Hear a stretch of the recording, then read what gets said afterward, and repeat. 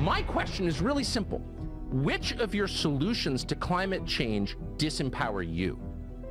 So when you act, you're a father, on behalf of your children, you are doing things because you love them. They're not necessarily in your interest.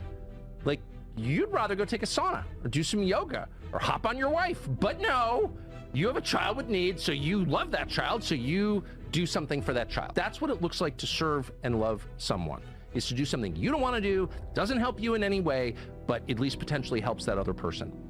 I see the climate movement not doing one thing that doesn't enrich or empower the climate movement and its corporate sponsors. Not one. So for example, not to be boorish here in lecture, but I'll stop with this. Like, if I understand, you know, the ecology correctly, trees are like helpful if you're worried about rising CO2, correct? Because they consume it and then emit what? Oxygen. So if you're really worried about climate change caused by carbon dioxide, you'd probably be planting a lot of trees.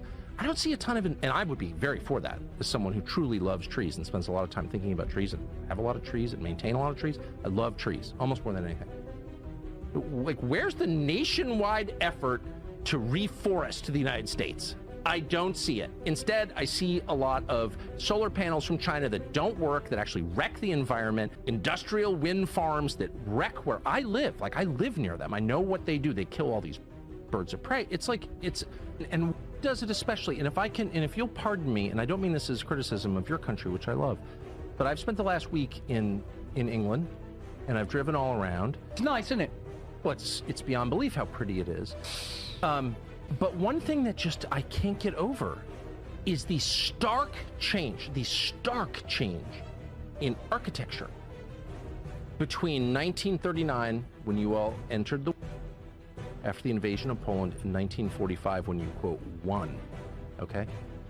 Architecture changed completely, and it went from designs that complemented the landscape around them and local material, you know, used in ways to, I think, elevate the human spirit, to a kind of architecture that clearly hates people, that is designed to oppress the human spirit and make people feel without value, worthless, and that is ugly and disposable and made out of materials that are not worthy to be lived in, that are disgusting. And you see that not just in England, but also in the United States. Pre-war, as you well know, is a selling point for apartments in New York for a reason. Everything changed. And there's something about that changes people in a very, very deep way, down to the architecture, which is an expression of how we feel about each other. The buildings that we build to house our fellow man say a lot about how we feel about our fellow man, in my view. And after I mean, it completely changed, and it became very aggressively anti-people. Like, what kind of person could come up with brutalist architecture or its many tributaries, and there are many. Brutalism is just the most obvious one, but all architecture is really kind of brutalist, actually. What are you saying when you build a building like that? You're saying that the people who occupy the building are worth nothing. That's what you're saying. Whereas you drive to the Cotswolds, and people in the pre-industrial age with no electricity and no machines built buildings that are still standing and true to this day, using local limestone and thatch. And the result was beautiful. And by the way, I'm not just saying this as an Anglo whose ancestors lived in this country. I'm saying this just as a human being. I think if you brought someone from the streets of Tokyo to the Cotswolds and said, what do you think of that building? He would say, that's beautiful. Because beauty is inherent. Every person recognizes beauty, okay? It's not culturally specific, actually. A Shinto temple in Kyoto, I recognize it immediately as beautiful, because it is. Because it's consistent with the symmetry of nature. But the changed. It always does that. It makes people less human. It hurts them in some deep way. Even the survivors I'm talking about, even the ones whose legs weren't blown off. Walked up with my wife in the rain on a village hall in an Eastlich, in this town in the Cotswolds, and the village hall was so beautiful. And I thought, whoever built that cared about the people. It was built by the people who live there, for the people who live there, and they loved the people who live there because they were related to them or knew them.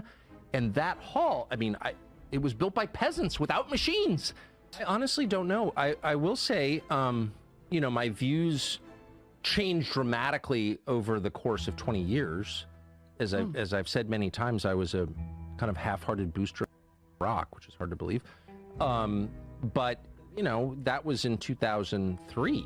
And so my views for the last 20 years have been, and I realized and I repented of that, and I feel sick even thinking about it now. But my views have remained pretty much the same for the last 20 years. They've evolved, you know, as things have changed. But in general, I've been skeptical of the storylines and all kinds of different things. And I certainly was for the 14 years I was at Fox.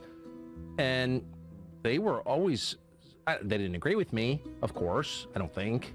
But they were always very nice to me, and they always let me say what I wanted. Not one time did they tell me not to say anything. So I was always grateful to Fox, and I am, in retrospect, grateful to Fox for that. So that never changed up until the moment they called me and said, you know, we're taking the show off the air. And